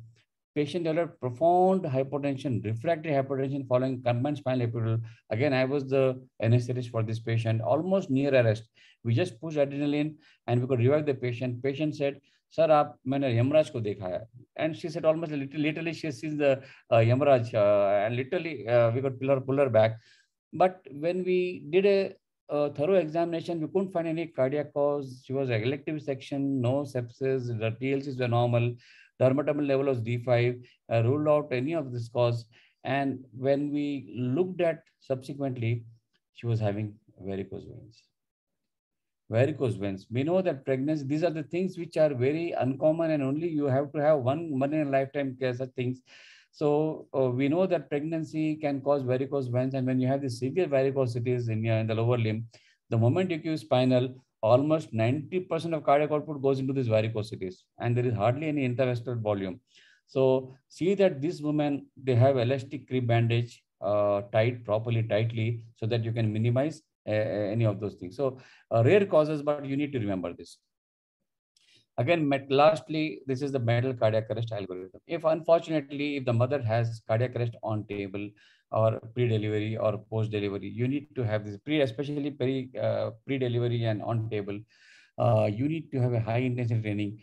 We have Association of Obstetric Anesthesiology India. We brought out a guidelines on metal cardiac arrest, and we have 4 and 5 minutes code drill, which are like AHA guidelines or any of those things. And your regular drill is very important.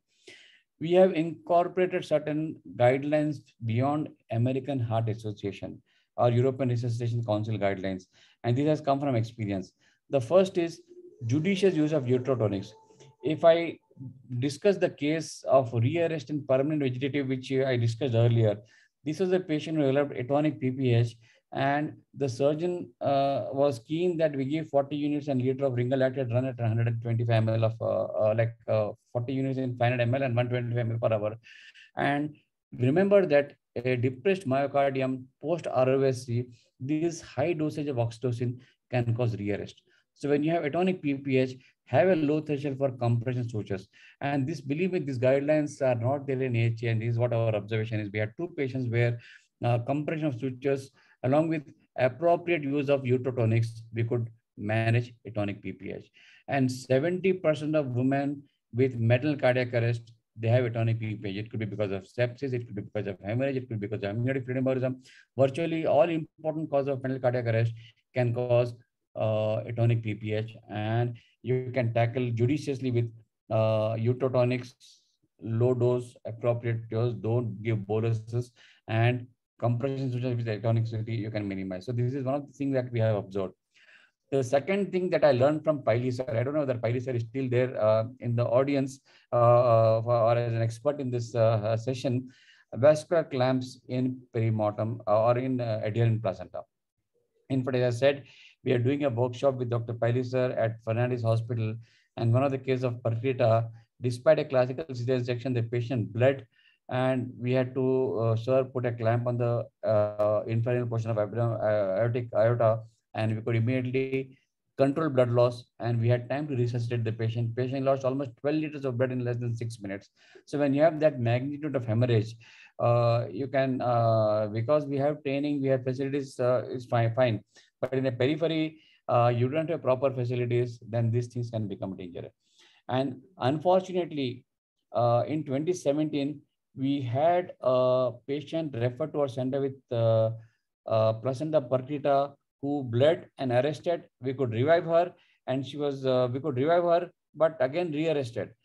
We wanted to do perimortem cesarean delivery, but the surgeon was a little scared to touch her because if she has to do classical section, the patient bleeds. There's nothing. And that's when we incorporated that vascular clamps should be there in perimortem cesarean section sets.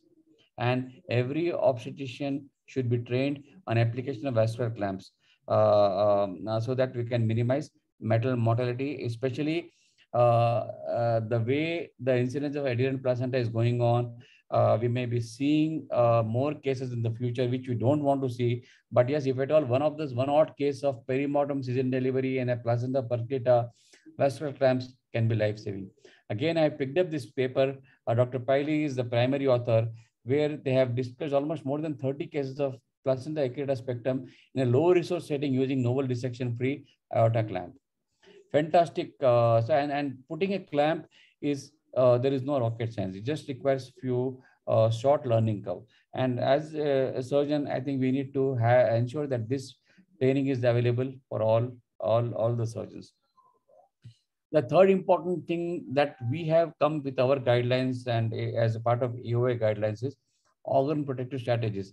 Generally, most of the guidelines they discuss about post-resuscitation care in intensive care unit. But we know that once we achieve ROSC in 4th and 5th minute, the patient is transferred from the site of cardiac arrest to operation theater, where we do completion cesarean section or peripartum hysterectomy, which takes at least another 45 minutes to 1 hour, sometimes 1.5 to 2 hours also. So if you start organ protective strategies right immediately post ROSC in terms of topical cooling and judicious use of vasopressors, judicious use of inotropes, lung protective ventilation, all these things, you can improve the maternal outcome. So these are the things that we have learned from our experience. We have had 12 perimortem cesarean deliveries in our hospital, and these are the pearls that we have shared and become now they are part of our AOA guidelines that are available nationally. These are a few cases of maternal cardiac arrest who got revived. The baby is fine, mother and you can see the smile on their faces. So the lesson that we learned is eternal vigilance, a regular protocolized drill, post-resuscitation care in ICU. And these are Dr. Shailaja, anesthetist, and Dr. Shailaja, obstetrician. We do like what you have Emma calls at Trishur and Dr. Paili at SR has started. We also have OELSS, Optic Emergency Life Support Skills, wherein we teach these basic skills of airway management, and perimortem cesarean drill is done almost every quarterly. We do it like at least 2 to 3 times every year. All the residents, the registrars and the consultants, they have to go through this drill of ACLS in pregnancy. And there's another case, the mother refused to come to the picture, but father and son who have, this was a case of non-compacted cardiomyopathy who was revived, and mother and father both, I mean, all the both could be salvaged. So what I want to conclude is, in order to prevent peri-operative maternal mortality, we need to standardize anesthesia training curriculum. Importantly, adequate exposure and guidance for complex obstetric cases. Very, very important. Like algorithm for sepsis, algorithm for high spinal, algorithm for cardiac intraoperative hypertension or intraoperative collapse. Unless you have an algorithmic approach, you may beat around the bush, you may not hit the bullseye, and you may end up with a perimortem, maternal mortality. Call for help early. Very, very important. Equipment check, because many times you have the equipment, but it may not work at the time.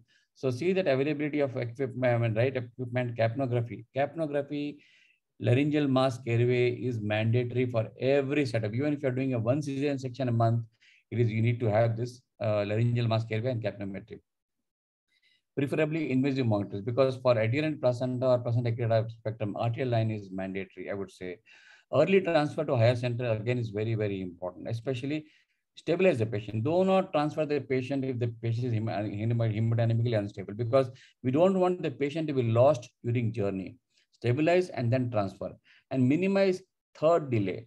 Very, very important, so that you plug in this patient to the referral doctor so that the patient can be taken up and appropriate treatment can be initiated without any further delay. Medical comorbidities like major obstetric hemorrhage, hypertensive disorders, cardiac cases, expert guidance, adequate appropriate workup and early transfers, and importantly, knowledge skills are very important. So regular attendance of CMEs and guidance from the seniors is very, very important. Safe GA, airway management algorithm, capnography, laryngeal mask airway, high spinal, total spinal, adrenaline use should be early. Local systemic toxicity, ABC's intralipid infusion is there. And high-risk cases, early labor epidural is advocated. Even Dr. Pailis has recommended this as a part of CRMD, and fractional doses, and each dose should be given as a test dose. This was the case I would like to share, which was just reported by one of my colleagues. I'm fed up with, like I get a call on Sunday evening expressing that the anesthetist was on duty, wanted to give spinal in a patient with INR of 2.6. Like spinal Uddantara, madam. That means in Telugu, she asked, the anesthetist on duty asked whether spinal is contraindicated. That means the anesthetist on duty doesn't know that INR of 2.6 is a contraindication for giving spinal. Like he ended up giving general anesthesia, and at the end of surgery, extubated the patient. And after 2 hours, the patient died. That means, when, as I said, any patient where regional anesthesia is contraindicated, it is an abnormal maternal pathophysiology, do a blood gas, or electively ventilate this patient because patient is not in a state of extubation because underlying pathophysiology, and you end up with a cardiac arrest in the recovery room period. So you need to have a high-risk patient going to obstetric ICU or high dependency unit rather than a post-operative ward, which is suboptimally manned. So very, very important to prevent this maternal mortality. So how can you improve? Yes, regular clinical audit, very, very important. In our hospital, we have a dashboard audit where more than 93 peri-operative parameters we analyze, and we mark them as green, red, and orange. So red means pause and analyze. And before you go further, orange is yes, something is going wrong, better to do correction. So basically, unless you do a clinical audit dashboard, you cannot improve. And only way how UK has improved among the third leading cause of anesthesia was the third leading cause of maternal mortality in 1950s. And if you see over the years, the maternal mortality because of anesthetic causes have come down to least common, less than 0.04% is what the current mortality. And this has happened only with repeated training, drilling, protocols, and maternal audits. And this is what has happened in Kerala also. I must applaud and congratulate the CRMD KFOG team for bringing out this CRMD review. And if you look at this newspaper cutting from Hindu, achievement is the result of a decade of sustained efforts. And when I say sustained effort, it's not from an individual, it's the entire team.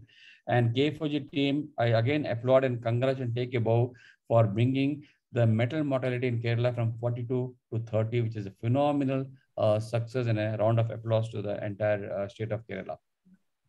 So this is what I wanted to say.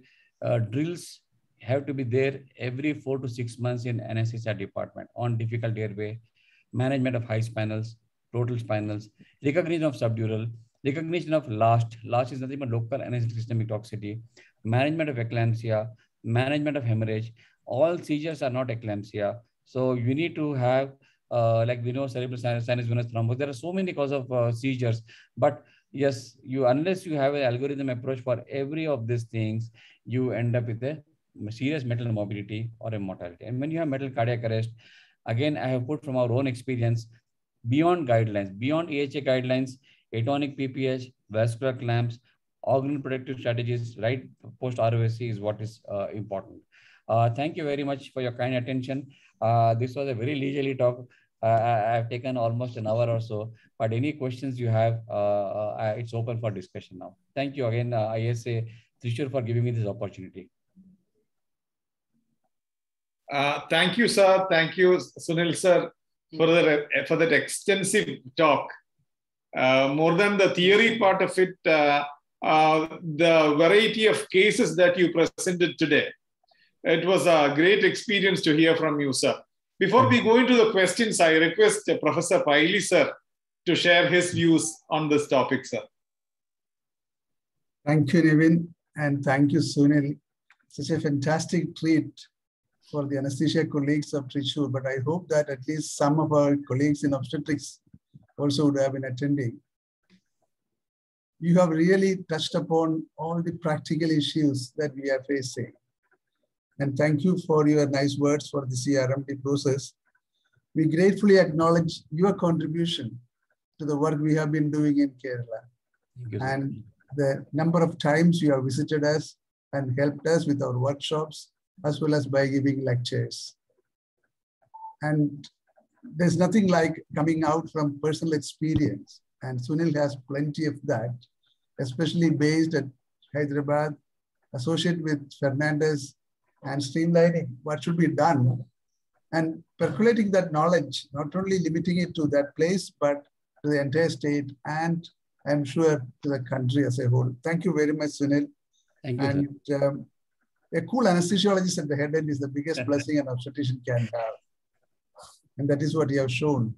And if you look at the cases that we had, unfortunately, and that peak in 1 year to have 8 cases saddened us so much, especially when we looked at the causes and found that many of them were really avoidable. All the preventable. Yeah. So we were really feeling so bad about it. But I think what is more important is to learn lessons from that. And that is why we thought of coming out with what could have happened. I hope all of you know that even when we said a particular possible cause, it is not absolutely, the truth. We cannot say like that because many of them are expert decisions by our anesthesia colleagues.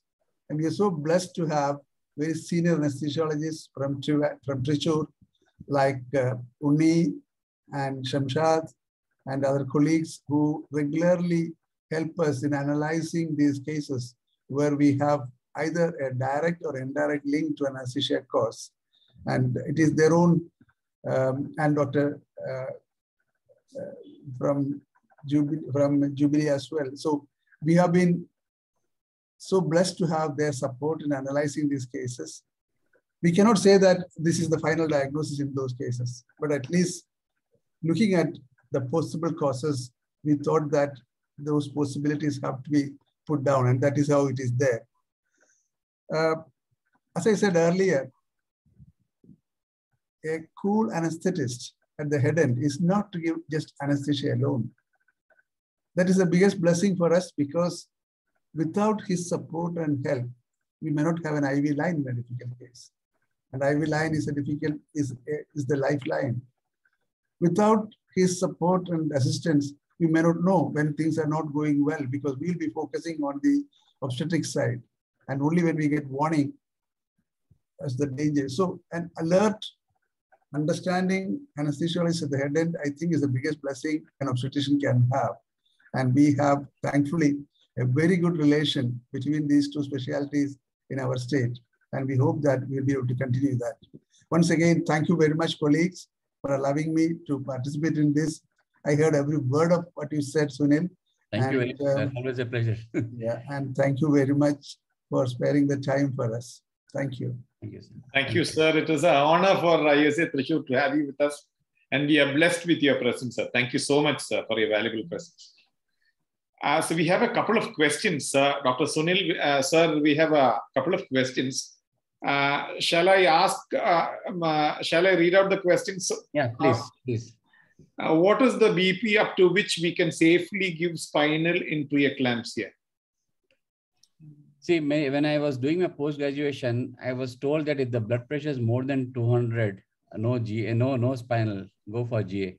But if you see now, a blood pressure of even 220s or 230s, as long as the platelet count is more than 80,000, spinal is still the safest bet, I would say. So high blood pressure is not a contraindication as long as the platelet count is more than 75 to 80,000. And that's when I say 75 to 80,000, we need to look at the trend of platelet count. Yes. So the dosage of adrenaline in high spinal. As I said, whenever you have high spinal, the vagotonic tone is so high that the cardioaccessory fibers from D1 to D5 are involved.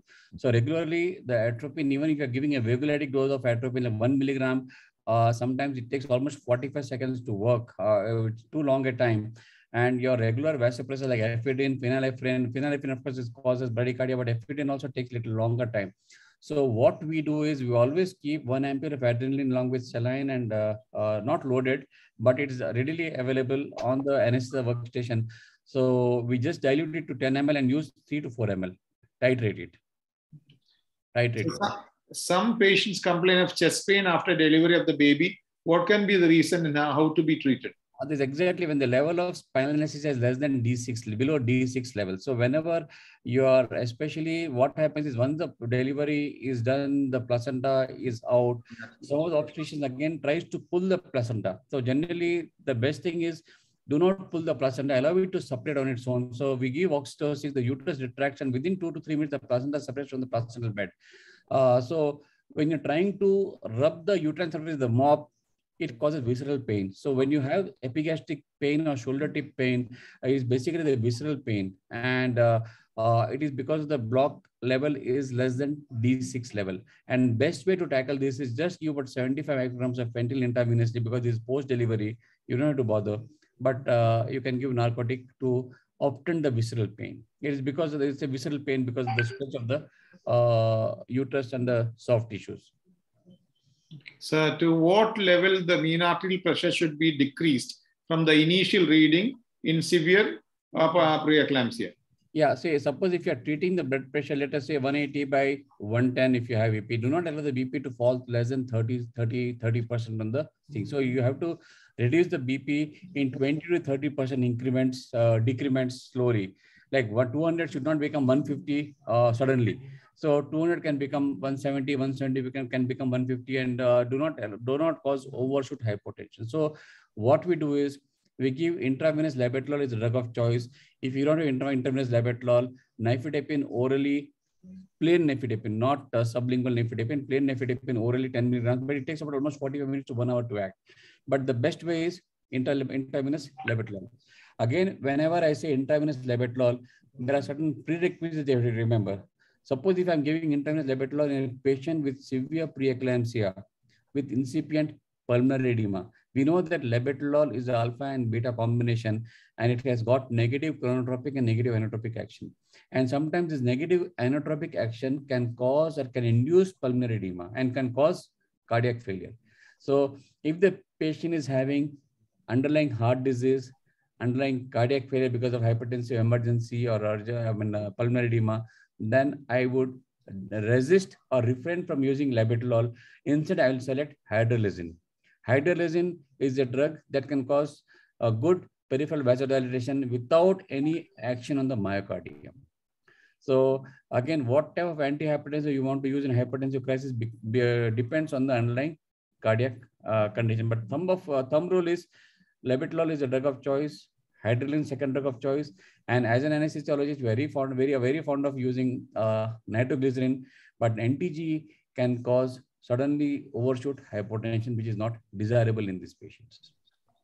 So this will be the next one will be the last question, sir. But since it's a very large question, long question, I request Dr. Janardhan AL, who has raised the question. You can directly ask the question to Dr. Sunil, sir.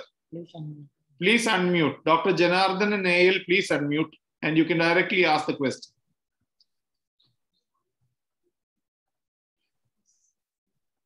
Dr. Janardhan AL.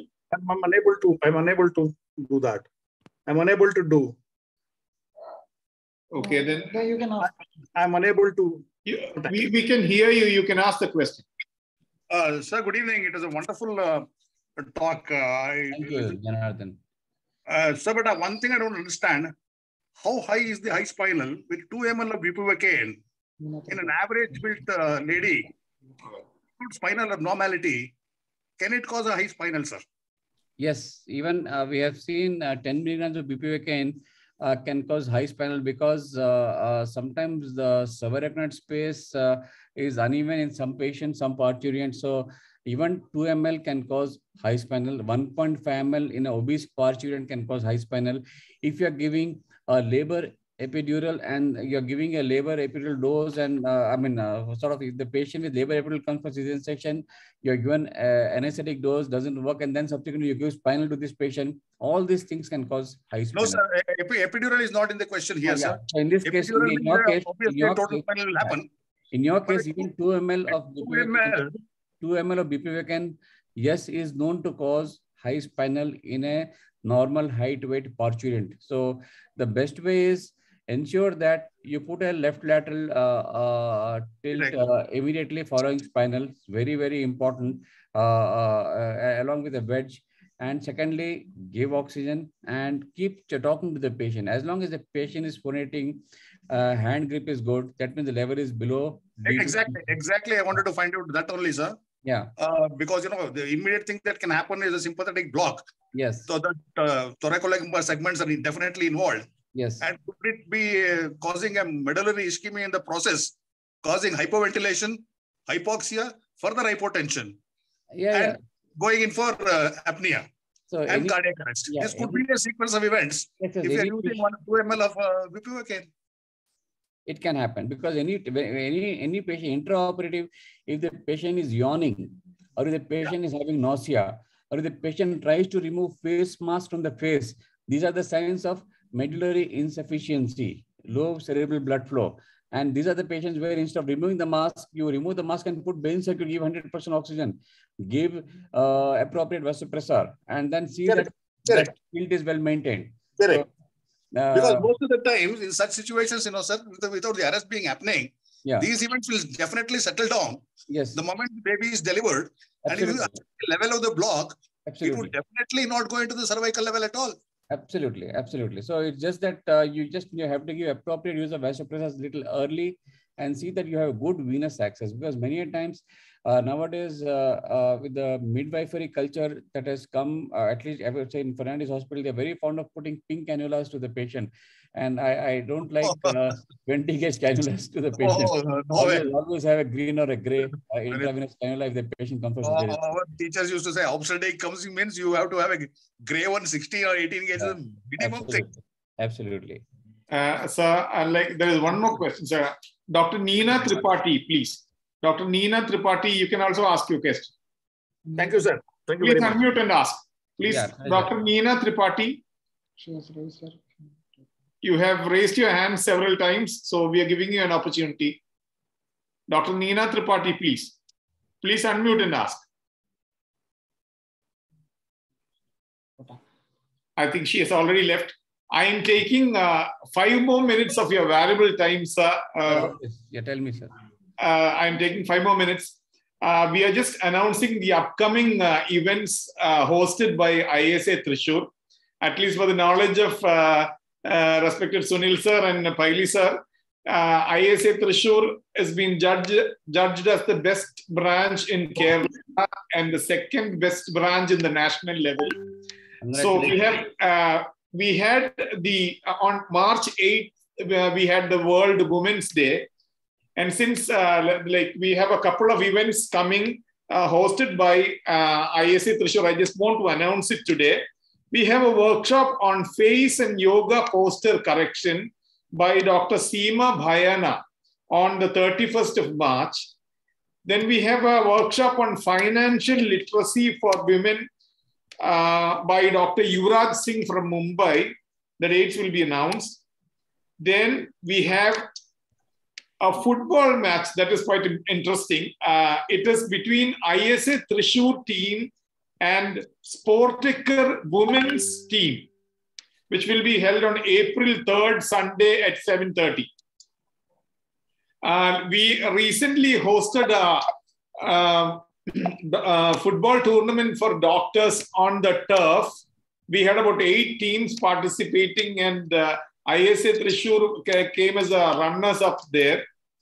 After that, now we have the All Kerala Doctors Badminton Tournament on the 24th of April, and then the All Kerala Doctors Cricket Tournament in May, in the month of May. These are the upcoming events hosted by ISA Thrissur.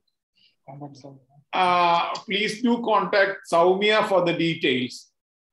I think we are coming to the end of the program, and I request Saumya for MedPiper. With the permission, can I just share one thing from my side also? Sir, please, sir. I thought this was the last slide, but there's one more slide. We have upcoming workshop on simulation-based high-risk obstetrics and labor analysis that is on at GARC, Ganga Anesthesia course at Coimbatore on 5th May.